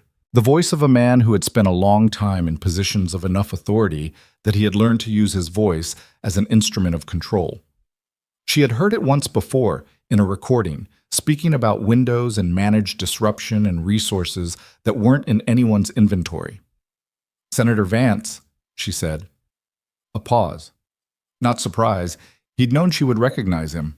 It was the pause of a man deciding which register to use. "You've been busy tonight," he said. "I have. I want you to understand something before this goes further. The documentation you've handed to that prosecutor represents one version of events, a version assembled by someone who was, at the time of the events in question, operating under incomplete information and considerable personal stress." "The video doesn't have a version," she said. "It's a recording. Recordings can be contextualized. Courts are interested in context. Courts are also interested in warrant applications, and 2 of those were filed 40 minutes ago, Priel and Mast." She let the names sit in the air between them. "I'd imagine you're calling because neither of them has answered their phone in the last 20 minutes, and you're trying to assess your options." The pause this time was longer. "You have more than I thought," he said. "I had more than you thought 3 years ago. That was your mistake." She paused. "The first one. Ms. Voss, I'm going to ask you one question, and I want you to think carefully before you answer it. The 2 men you sent tonight, the ones who went to the precinct and are now presumably somewhere between there and this hospital. Call them off. A silence. If they enter this building, she said, the situation stops being manageable for anyone, including you. You're already past the point where the legal exposure can be contained. The question now is whether there's additional exposure of a different kind, the kind that doesn't get resolved in a courtroom. She kept her voice flat and professional, the tone she used when communicating clinical information to someone who needed to understand the prognosis clearly. Call them off. Another silence. Longer. Then the line went dead. She stood in the corridor with the phone in her hand and looked at the door at the end of the hallway, the one that led to the ambulance bay, and she thought about what a man like Vance did when his options contracted to the point where the only remaining ones were bad. She thought about the two men who had shown false federal credentials at a police precinct and what it meant that Vance had people willing to do that. She was still thinking about it when the door at the end of the hallway opened. Not the ambulance bay door, the stairwell door, the one that accessed the parking structure on the north side of the building. A man she had never seen stepped through it. He was looking directly at her, and behind him, held at the arm, was Garrett Lund. The man holding Garrett Lund was not large. That was the first thing Nora registered, not as a comfort, but as data. Medium height, functional build, the specific stillness of someone trained to move economically. His right hand was at Lund's arm, and his left was at his side, which meant the left was the hand to watch. He had come through a stairwell door in a hospital in the middle of the night, and he was looking at her with the complete attention of someone who had a specific objective and was assessing the distance between his current position and it. Lund was conscious. That was the second thing. He had a cut above his left eye that had bled down his temple and dried there, and his coat was wrong. One shoulder seemed torn, the kind of damage that happens when someone is moved faster than they want to move. But he was standing on his own, and his eyes were clear, and when they found hers, they communicated two things simultaneously. I'm sorry, and don't. The don't was the important one. She didn't move. Step back from the phone, the man said. She lowered the phone to her side. She didn't step back. You're in a hospital. I'm aware. There are people at both exits. I'm aware of that too. He shifted his grip on Lund's arm, not tightening, repositioning. I need you to walk with me to the stairwell, both of you, that's all. That's not all, she said. It's all for right now. She looked at Lund. He was doing the thing she recognized from soldiers she'd worked with in the field, running an internal assessment, cataloging exits and options and probabilities, keeping the face neutral so the assessment didn't show. The cut above his eye was still seeping slightly. He'd been hit with something that had a corner to it. His breathing was controlled but elevated. The documentation is already in federal hands, she said to the man. The transfer completed 2 hours ago. Whatever you were sent here to recover or prevent doesn't exist as an option anymore. The man's expression didn't change. That's not my assignment. Then what is? Walk with me. I'm not going to do that. He reached into his jacket with his left hand, the hand she'd been watching, and what he produced was not a weapon. It was a phone. He turned the screen toward her. On it was a live video feed, the exterior of a house she recognized. The roofline, the shape of the front window, the specific arrangement of a porch light, and a broken gutter clip on the north corner. The house in Millbrook where she rented a room from an elderly woman who was mostly deaf and had never asked her a single question.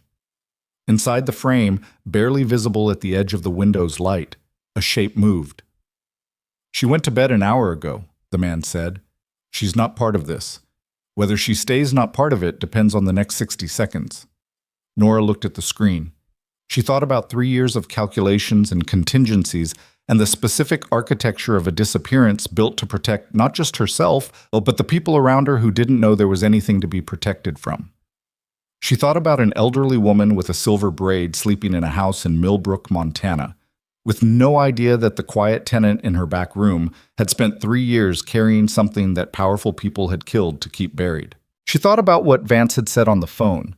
The question now is whether there's additional exposure of a different kind. She had called his bluff. He had answered with a different card entirely. She started to speak. What stopped her was the stairwell door opening again. Not behind the man with Lund, but the stairwell door on the other end of the corridor, the south end, the one she hadn't been watching because she'd been watching the north. Straker came through it at a pace that was not running, but was the closest thing to running that still looked controlled, and behind her was the woman Nora had clocked near the south exit earlier, and behind her was a third person she didn't recognize. The man with Lund turned. That was the moment Lund moved.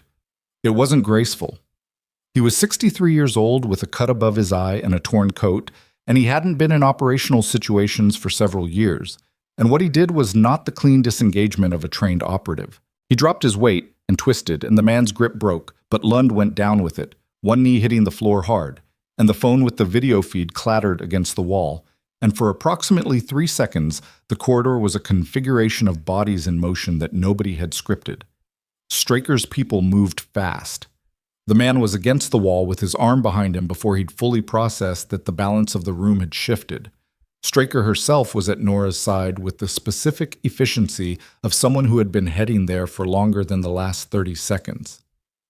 "The house in Millbrook," Nora said immediately. "He had a live feed. There may be someone. I heard." Straker was already on the radio. She spoke a location, the Millbrook address, which meant she'd run it at some point in the last several hours, which was either reassuring or unsettling, and Nora didn't have time to decide which. She heard the words welfare check and priority and local law enforcement coordinate.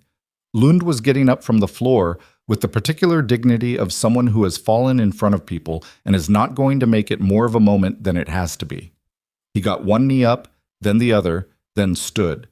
He was breathing hard and the cut had reopened. "Sit down," Nora said. "I'm fine." "You're bleeding on a hospital floor. Sit." He sat on the floor, against the wall, which was not ideal, but was what was available. She crouched beside him and looked at the cut with the clinical attention that her profession made automatic. Not deep enough for stitches. Needed cleaning and closure strips. "How did they find you?" she said quietly. "The library terminal in Havre." He looked tired in the way of someone who had been tired for 2 years and was running on the momentum of a specific purpose. "I didn't cover my exit well enough. I was in a hurry and I made a mistake." He paused. "I've been making mistakes more often lately. That's what happens when you do this alone for too long." She didn't have anything to say to that. She recognized the truth of it too specifically to offer a counter. "The house," he said. "The woman, Straker's handling it." He nodded. A silence fell between them, there on the floor of the hospital corridor, with the sounds of the trauma bay behind them, and the sound of Straker issuing instructions, and the sound of the man being held against the wall, saying nothing at all. "It's done," Lund said. Not a question. "It's done." He closed his eyes for about 4 seconds. When he opened them, they were wet at the corners, which he acknowledged by blinking twice and then looking at the ceiling, and she let him have that without comment. 3 years, he said. 3 years, she agreed. None. At 12:41 a.m., the Millbrook Sheriff's Department conducted a welfare check at the address Straker had provided and found an adult male in the backyard with surveillance equipment and a vehicle parked 2 streets over, registered to a shell company with a Bozeman address. The man was detained. The elderly woman was unharmed, asleep, and when woken by the sheriff's knock was more annoyed than frightened, which Nora, when she heard this later, found specifically comforting. At 1:15 a.m., federal warrants for Warren Priel and Doyle Mast were executed simultaneously. Priel was at his apartment in Denver. Mast was in a vehicle on I-90 westbound, apparently having decided somewhere around midnight that westbound was a good direction. Both were taken into custody without incident, which Gould described on the phone as anticlimactic, and Nora understood as simply how it usually went. The people who built elaborate systems to harm others from a distance were rarely prepared for what happened when the distance collapsed. At 1:53 a.m. AUSA, Petra Gould filed a criminal complaint in federal district court naming Aldrich Vance on 14 counts including conspiracy, procurement fraud, obstruction of justice, and 2 counts related to the deaths of individuals connected to the original investigation. The training accident and one of the researchers who had been made uncomfortable enough to resign who had died 8 months after resigning in a manner the original investigation had closed as a suicide, and the new documentation suggested was not. Nora was sitting in the break room on the second floor when Gould called to tell her. She had a cup of coffee that had gone cold an hour ago and hadn't been particularly good when it was hot. Lund was in a chair beside her with closure strips on his forehead and a blanket someone had found him because the building was cold and he was 63. "The complaint is filed," Gould said. "We'll have an arrest warrant for Vance by morning." "Where is he?" "We've had a location on him since 11 p.m., the property in Harney County." A pause. "He didn't run?" "No," Nora said. "He wouldn't." "Why not?" She thought about it. About the kind of man who builds something for a decade in the belief that he is managing a situation that others aren't capable of understanding. About the particular arrogance of institutional power, the way it convinces the people who hold it that their version of events is the one that will ultimately be credited. Because he still thinks this is something that can be managed. He's been managing things for 40 years. It's the only framework he has. Gould was quiet for a moment. "The fourth audio file, the material about the off-book infrastructure." "Yes." "That's going to be a separate investigation, longer, more complicated. There are people attached to that who aren't attached to the procurement case." "I know." "You're going to have to be available for that. Testimony, depositions. It won't be quick." She looked at the cold coffee, at Lund's profile, at the tiredness in his face that was starting to coexist with something else. Not peace exactly, but the beginning of the space where peace might eventually exist. "I'll be available." "Nora." Gould's voice shifted slightly. "What you did, carrying this for 3 years, building the system you built, keeping it intact when 2 of 3 locations were compromised. I've worked federal cases for 20 years. The documentation you preserved is the reason this works. Without the video, without the audio, without the witness statements, we had a financial case. Strong, but arguable. What you had, turns arguable into indisputable." A pause. "I want you to know that." She didn't know what to do with this exactly. She said, "Thank you," which was true and insufficient and the best she had. Aldrich Vance was arrested at his property in Harney County, Oregon at 7:22 a.m. on a Wednesday morning by a joint team of federal marshals and FBI agents. The arrest was not filmed by news cameras. It was not public in the immediate sense, but the criminal complaint was a matter of public record, and by 9 a.m. it had been accessed by 3 journalists who covered federal court filings as a professional practice, and by 11 a.m. the first story was published. And by early afternoon, the story had moved from regional legal trade coverage to wire services to the kind of national attention that changes the shape of a public figure's legacy permanently and immediately. The complaint named Vance explicitly and in detail. It named Priel. It named Mast. It named the procurement official, a man named Sutter, who had retired 2 years ago and was, as of Wednesday afternoon, very publicly unretired in the sense that his retirement community in Scottsdale was receiving significant attention from people with press credentials. It detailed the supply diversion scheme in language that the charging document required to be specific, and that specificity made it comprehensible to non-lawyers, which was the kind of comprehensibility that amplifies public attention rapidly. It did not name Nora Voss as anything other than a cooperating source. This had been Gould's decision, and when Gould had mentioned it the night before, she had framed it as a protective measure. Nora had not argued. She had spent 3 years not being named, and one more day of it felt like a reasonable exchange for not becoming the kind of public figure whose previous address got published by the 3rd news cycle. Corville was a different matter. The suspension that had gone into effect Tuesday night became a formal departmental investigation by Wednesday morning, after the incident documentation from the parking lot, the video from 3 different phones, the witness statements that the hospital's legal team had collected Tuesday afternoon. The body cam footage from the junior officer who had been present was reviewed by the chief's office in the specific daylight of an officer whose arrest had just become contextually significant. The investigation was conducted by an external review board. It took 11 days. The findings were released publicly. They were detailed and specific, and they confirmed what 6 witnesses had seen and 2 cameras had recorded. That Officer T. Corville had detained a hospital nurse without legal basis, had applied excessive physical handling during the arrest, had made statements to the detainee that were inconsistent with professional conduct standards, and had subsequently accessed the detainee's federal records outside the scope of any active investigation, a fact that the review board described as a significant abuse of professional access privileges. He was terminated. The termination was published in the departmental disclosure that the city was required to release under state law. It named him, stated the grounds, and existed permanently in the kind of official record that doesn't disappear when a news cycle does. He did not contest it publicly. He didn't say anything publicly. He simply ceased, in an official sense, to be a police officer, and whatever he was going to be next was going to be something he figured out without a badge. Nora heard about the termination from Delia Marsh, who told her with the flat efficiency of someone delivering a factual update and the very small, very controlled satisfaction of someone who had watched a parking lot incident from a hospital entrance and understood exactly what she was looking at. "It's done," Delia said. "Yes," Nora said. "How are you?" It was a question Delia had never asked her. In 18 months of working together, they had operated in the specific professional register of two competent people who respected each other's competence, and personal inquiry had not been part of the architecture. Nora looked at her and understood that the question was being asked because the person asking it had decided it needed asking. "I'm not sure yet," she said, which was true. Delia nodded. "That's a reasonable answer."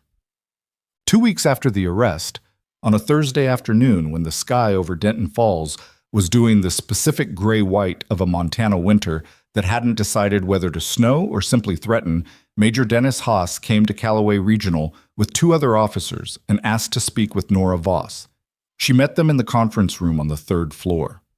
The room smelled like old coffee and dry erase markers, and had a whiteboard with a medication distribution schedule written in 3 different colors of marker that nobody had erased. She sat across the table from Haas and the two officers, and they sat with the particular formality of people who have prepared something they intend to say carefully. Haas said, "The 4 soldiers you treated 2 weeks ago are all alive." "I know," she said. "Dr. Faherty's been keeping me updated. Patient 3 was discharged Monday.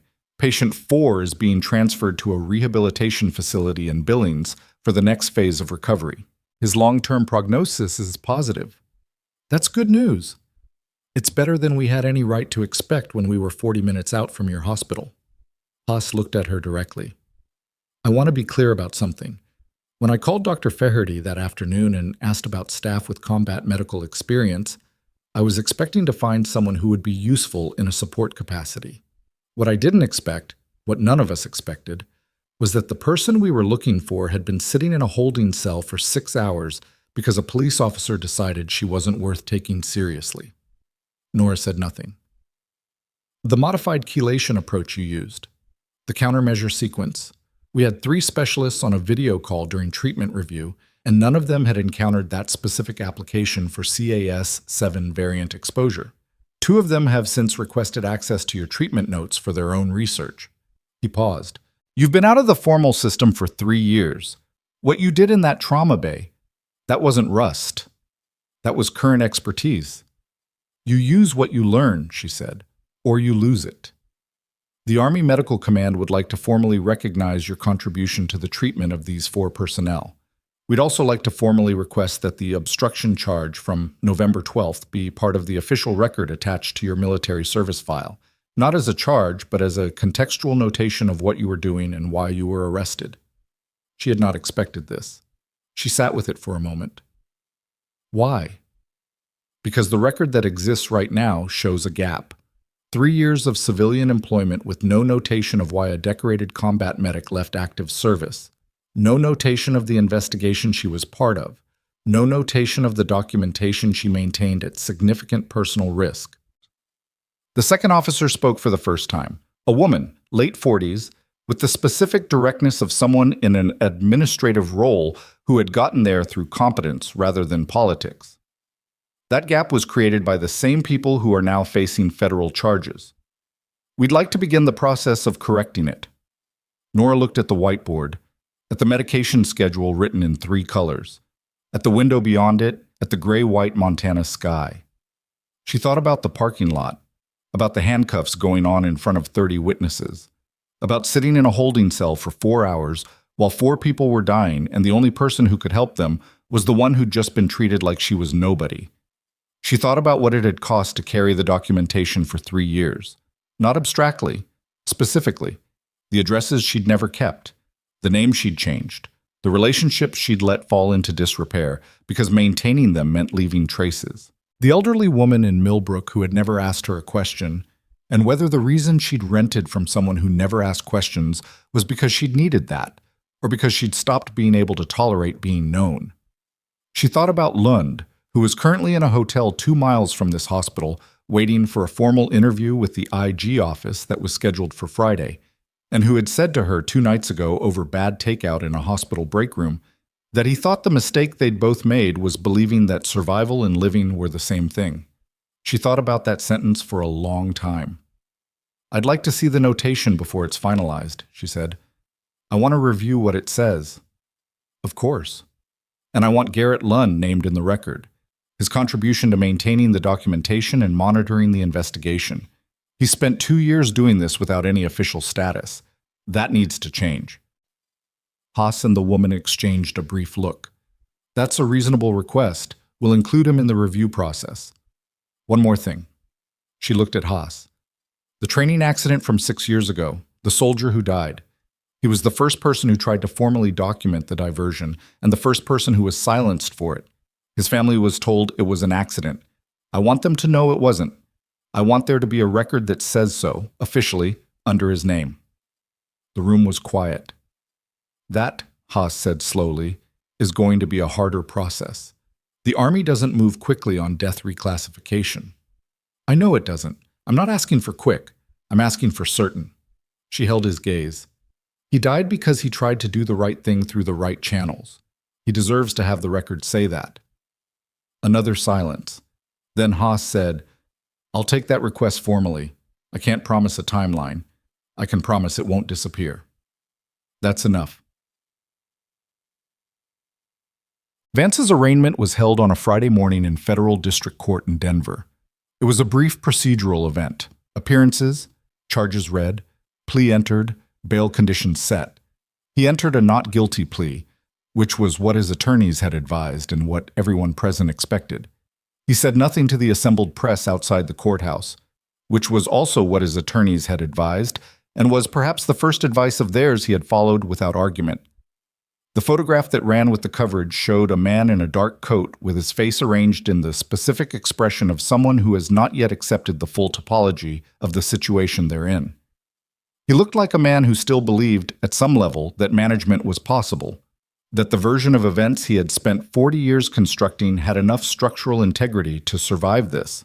It did not survive the second week of coverage, which included the filing of supplemental charges related to the 4th audio file and the off-book infrastructure, charges that the federal prosecutor's office described at a press conference as relating to the use of diverted federal resources to establish a private operational capability outside constitutional oversight. The phrasing was bureaucratic and specific, and it meant, in plain language, that a man who had spent 4 decades inside the structure of American government had been quietly building something outside it, and the something was now a matter of public federal record. Nora did not watch the press conference. She was on shift. There was a chest pain patient in bed 2 and a kid with a broken arm in bed 6 and a woman in bed 9 who'd had a bad reaction to a medication and needed monitoring. And the ER floor was doing what it did, and she moved through it with the unhurried deliberateness of someone who has found, or is beginning to find, the difference between surviving a space and belonging to it. Delia passed her at the station between patients. "Vance press conference is on the television in the waiting room," she said. "About 6 people are watching it." "How's it going?" "His lawyer is talking. Nobody looks impressed." Nora picked up the next chart. "Good." She didn't go watch. There would be time later for all of it. The case filings, the proceedings, the long institutional processes of documentation and accountability that she had set in motion and that would now run without her needing to carry them. That was the thing about documentation, she had learned. Not the dramatic version of it, not the moment of revelation or the dramatic confrontation. The thing about it was its permanence. You build something careful and true, and you put it somewhere that can be accessed, and then it exists independently of you. And the people who wanted to erase it by erasing you find out that they were already too late, that the record had already outlasted the threat. She had learned this in the worst years of her life, and she was not sure she would have learned it any other way. 3 months later, in February, a letter arrived for Nora Voss at Callaway Regional Medical Center. It was from the family of specialist Damon Reuter, who had died 6 years ago in what had been recorded as a training accident and what was now, as of a formal Army notification sent 8 weeks prior, documented as a death resulting from circumstances related to unlawful command conduct. The reclassification had taken less time than Haas had estimated, which Nora suspected was because someone above his rank had decided the timeline mattered. The letter was 2 pages. It was written by Reuter's sister, a woman named Carla, who was 38 years old and lived in Ohio and had spent 6 years believing her brother had been careless.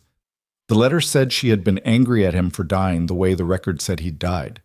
It said she had carried that anger for 6 years and didn't know how to let it go. It said that when the notification came and she understood what had actually happened, that he'd been the first person to try to report what Vance's operation was doing, that he'd been silenced for it, that he had died for doing the right thing. She had sat in her kitchen for 4 hours and felt the anger change into something else. She didn't have a name for what it changed into. The letter didn't try to name it. It just said she thought Nora should know, because from what she understood, Nora was the reason the record had been corrected, and she wanted Nora to know that the correction meant something, that it had reached her, that Damon's daughter, he'd had a daughter, she was 8 years old now, and had been 2 when he died, was going to grow up knowing that her father had been someone who tried to do the right thing and paid for it, and deserved to be remembered that way. Nora read the letter twice. She was in the break room. It was 7 in the morning, and she was starting a shift, and she had 9 minutes before she needed to be on the floor. She folded the letter carefully along its original creases and put it in the inside pocket of her jacket, close to where she kept her badge. She thought about Damon Reuter, whom she had never met, and the meeting he'd walked into 6 years ago with a report in his hand, believing that the institution he served would handle what he was bringing to it. She thought about the specific, terrible, ordinary courage of that, not dramatic heroism, not the kind that gets recorded, just a person deciding that the thing they'd seen needed to be reported and reporting it, and the machinery of protected power deciding that person was easier to remove than to accommodate. She thought about how many Damon Reuters there were, how many people who had done the right thing through the right channels and been ground up by institutions that were supposed to protect them. How many of them had no Nora Voss carrying 3 years of documentation, no AUS. A Gould with a financial case that needed a missing 40%, no fortunate collision of events that turned the light on at the right angle. Most of them had none of that. Most of them just had a record that said accident or suicide or discharged or resigned under circumstances, and a family somewhere making peace with a version of events that had been engineered by people who understood that the easiest lie is the one that the institution tells, because institutions are what we use to decide what's true. This was what she carried now instead of the documentation, not lighter, but different. She put her hands on the break room table and stood up. She had 9 minutes, and then she had a shift. And on the shift, there would be people who needed someone to see them clearly and respond to what they actually needed rather than what was convenient to provide. There would be people who were frightened and people who were in pain and people who were going to be dismissed by systems that were too busy or too rigid or too accustomed to a particular hierarchy of whose distress counts. And she was going to do what she had always done, which was move through those systems with the specific, unhurried competence of someone who had learned that the most durable form of resistance is simply refusing to stop doing the work. She wasn't vindicated in the way that word usually means. The public moment, the apology, the reversal. What she had was stranger and more permanent than that. She had a record that told the truth. She had 4 soldiers alive in various stages of recovery. She had a prosecutor with a case that didn't need her anymore to proceed. She had an elderly woman in Millbrook who had been startled by a sheriff's knock at 11 p.m. and had then, according to the deputy's report, offered the deputy tea and asked him to close the door because the cold was getting in. She had Lund, who was testifying in Denver next week, and had called her twice this week for reasons that were nominally case-related and were also, she suspected, something to do with the fact that not being alone after a long time of being alone requires practice, and that practice has to start somewhere. She had the letter in her pocket. She picked up her badge and clipped it to her scrub and walked out of the break room and into the hallway and toward the floor. Behind her, the break room television was on a morning news program that was summarizing the Vance case developments. Supplemental indictment. Additional defendants. Former procurement official Sutter now cooperating with prosecutors in exchange for a reduced recommendation. A machine of accountability, grinding forward with the slowness that such machines always have, and the certainty that they occasionally, when someone builds the right record and keeps it intact and refuses to let it disappear, eventually produce. She didn't stop to watch. She had work to do. There is a particular kind of strength that doesn't announce itself. It doesn't arrive in a dramatic moment or resolve in a clean confrontation. It accumulates in the quiet decisions, to document, to preserve, to stay in the room when leaving would be easier, to keep doing the work when the work is the only thing between someone else's life and the machinery that would grind it down. The people who underestimated Nora Voss saw a nurse in a parking lot asking a question. They saw the kind of person you can arrest without consequences, detain without explanation, dismiss without consideration. They saw someone who did not look like a threat. They were wrong in every way that matters. Not because she was secretly something more impressive than a nurse, but because they had never understood what it means to be a person who shows up every day and does the work and keeps the record and refuses, even when the cost is significant, to pretend that what they saw didn't happen. That is not a special kind of person. That is the person who, when the moment arrives, is already ready.